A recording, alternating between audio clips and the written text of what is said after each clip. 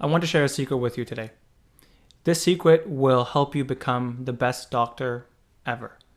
And I'm not exaggerating. I will guarantee it.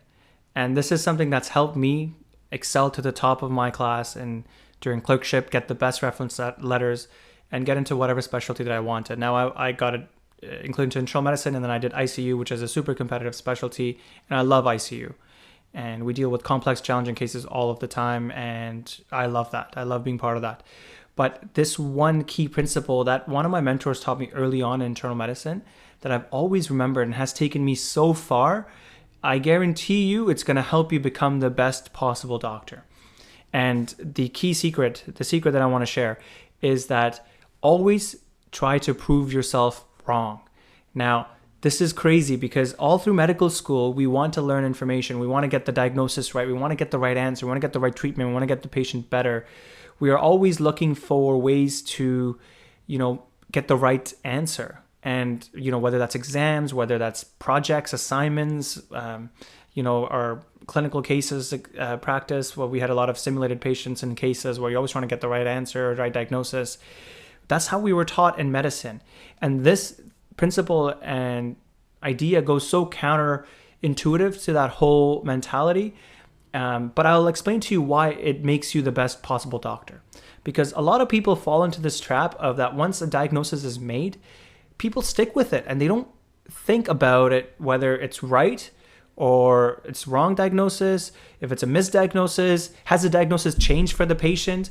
And, typically just gets copied and pasted from medical note to medical note for ad infinitum. Like it just goes on forever. Or like whatever you write, if someone said, you've got COPD, and it just gets copied and pasted for years until I sit down and I look at it, I'm like, okay, where are the pulmonary function tests that diagnose the COPD? I don't see them. And so this patient actually does not have COPD. They just had some wheezing on exam, which could be caused by like 10 different things. And so it is very easy now, especially because a lot of people copy paste medical notes and things just get transmitted forward and forward without actually actively thinking or critically thinking about what's going on. And if you approach everything with, how do I prove myself wrong? So if I think that this patient has heart failure, of course, my brain's going to look for evidence to prove that this patient has heart failure. Their legs are puffy, their heart function is low. But maybe my brain is also overlooking things that negate that diagnosis. Maybe their liver function tests are off the roof, and this patient had Tylenol toxicity leading to liver failure that then caused heart failure, that then caused the swelling in the leg.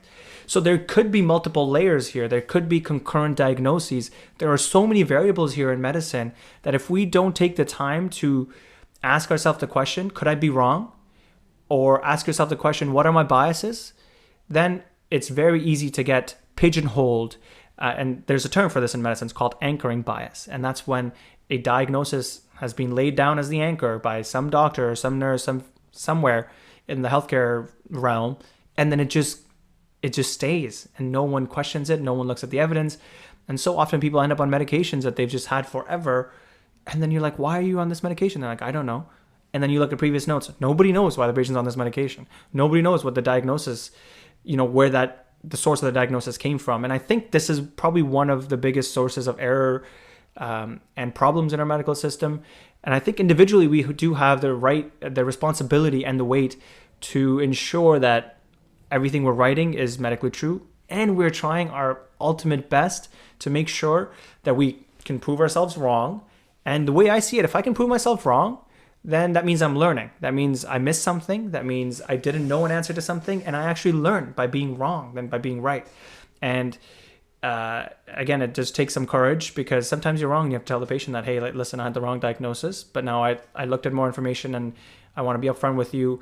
And more often than not, the patients appreciate the honesty. And I think it's about high time where we start to have real, honest, genuine human conversations.